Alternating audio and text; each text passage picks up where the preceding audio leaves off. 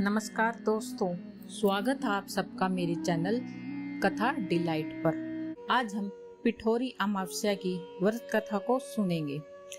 पिठोरी अमावस्या के दिन आटा गूंदकर माँ दुर्गा सहित 64 देवियों की आटे की मूर्ति बनाकर महिलाएं व्रत रखकर उनकी पूजा करती है।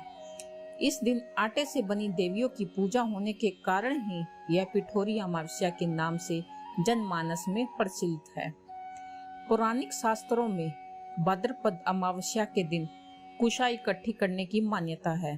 इसे पिठोरा, कुशोपाटनी, कुश ग्रहणी अमावस्या आदि नामों से भी जाना जाता है। इस दिन सुहागिनें व्रत रखकर भगवान भोलेनाथ और देवी दुर्गा का पूजन करती है।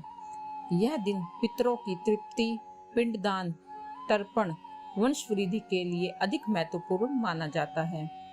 अमावस्या की शाम पीपल के पेड़ के नीचे सरसों के तेल का दिया लगाने और पितरों का स्मरण और शिव जी और शनि देव की आराधना करने से जीवन में चारों तरफ से लाभ ही लाभ मिलता है। तो चलिए सुनते हैं पिठोरी अमावस्या की कथा। इस अमावस्या की व्रत कथा के अनुसार बहुत समय पहले की बात है। एक परिवार में 7 भाई थे। सभी का विवाह हो चुका था। सबके छोटे छोटे बच्चे भी थे। परिवार की सलामती के लिए 7 भाइयों की पत्नी पिठोरी अमावस्या का व्रत रखना चाहती थी। लेकिन जब पहले साल बड़े भाई की पत्नी ने व्रत रखा तो उनके बेटे की मृत्यु हो गई। दूसरे साल फिर एक और बेटे की मृत्यु हो गई। 7वें साल भी ऐसा ही हुआ। तब बड़े भाई की पत्नी ने इस बार अपने मृत पुत्र का शव कहीं छिपा दिया। गांव की कुल देवी माँ पोले ब्रह्मा उस समय गांव के लोगों की रक्षा के लिए पहरा दे रही थी। उन्होंने जब इस दुखी माँ को देखा तो वह वजह जानना चाही।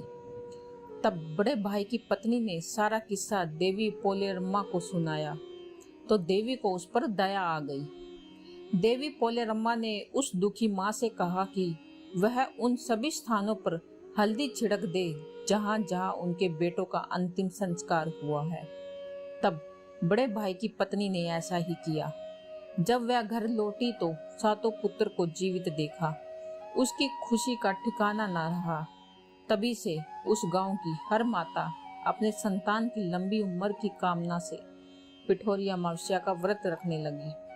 आज के दिन यह कथा सुनी और पढ़ी जाती है। उत्तर भारत में यह पर्व पिठोरी अमावस्या के नाम से माता दुर्गा की आराधना करके मनाया जाता है। वहीं दक्षिणी भारत में यह त्योहार पोलाला अमावस्या के रूप में माँ पोलेरम्मा, जिन्हें माँ दुर्गा का ही रूप माना जाता है, की पूजा अर्चना के साथ मनाने की परंपरा है। धन्यवाद।